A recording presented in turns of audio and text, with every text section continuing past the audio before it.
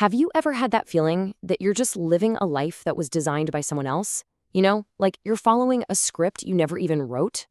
Well, today we're diving into a really powerful text that takes on that exact idea. Jiddu Krishnamurti's The Kingdom of Happiness. It's all about finding a kind of freedom that isn't given to you from the outside, but one you have to create from within. And Krishnamurti, he just gets right to the heart of it with this quote. He's basically saying that for most of us, the path of least resistance is to just imitate, to conform. It's so much easier to follow a map someone else drew than to try and chart our own course through the wild, isn't it? And that's the question he really forces us to look at. What's the cost? What are we sacrificing when we choose to imitate instead of create? When we just adopt beliefs and behaviors that aren't really ours? What's the real price we pay for that comfort? He calls this whole thing the trap of imitation, and he doesn't pull any punches. Krishnamurti argues that this tendency we have to just copy is, and I quote, absolutely fatal to a real spiritual life. Why? Because it completely suffocates the one voice that truly matters. Now this is where it gets really interesting. Look at how he lays out these two paths. On one side, you've got the follower. They're living in a pre-made mold, they're kind of self-satisfied, and they just stagnate. But on the other side, you have the creator.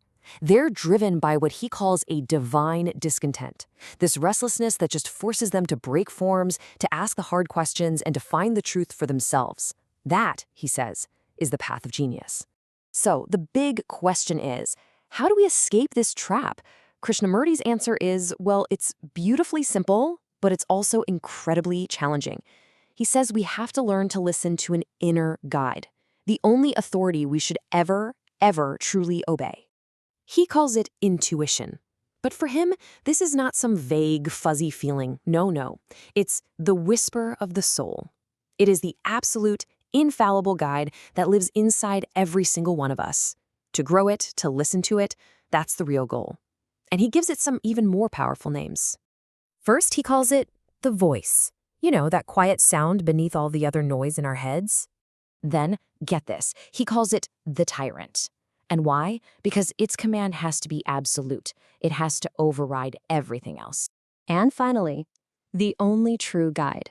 Because once you really hear it, all those other external authorities, they just become secondary. It's such a powerful progression, right? It just shows you how central this idea is to his entire philosophy.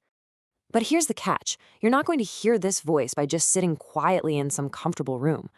Krishnamurti is crystal clear on this. This inner authority is forged in the fire of life itself. You find it on the path of experience. And this quote just brilliantly illustrates that idea. He says we need that chaos.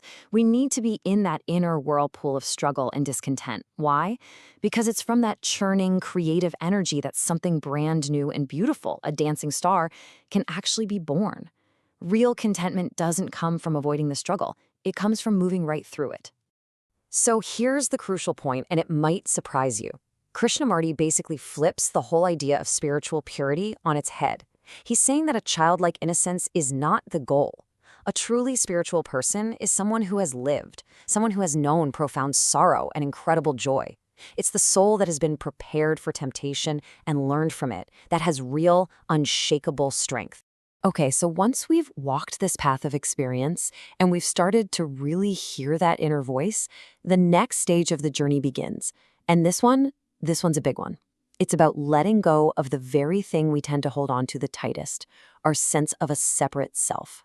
He uses this really beautiful metaphor to explain it. Think of your individual identity, your ego, your I. Think of it as a river. It's got its own banks, its own current, its own unique journey. It feels totally distinct and separate from everything else around it. But the ultimate goal, that kingdom of happiness, that's the vast ocean. And the river finds its true purpose and freedom not by trying to remain a river forever, but by merging with the ocean, by losing its separate identity to become part of something so much bigger.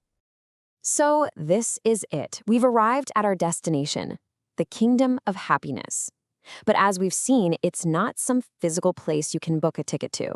It's a state of being you have to cultivate, a temple you literally build inside your own heart. So what defines this state of being? Well, it's that impersonal unity, being one with life itself.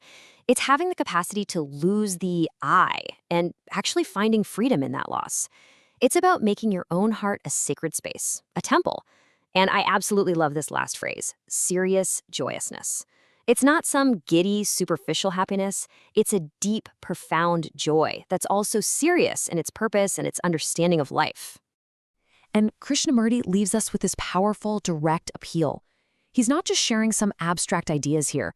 He sees himself as trying to force open a door that's already there, a potential that exists inside every single person listening. It's a personal invitation, straight from him to you. And so the final question is left with us. The door has been pointed out, the path has been described, but the choice, as Krishnamurti would insist, can only ever be ours. So, will you enter your temple?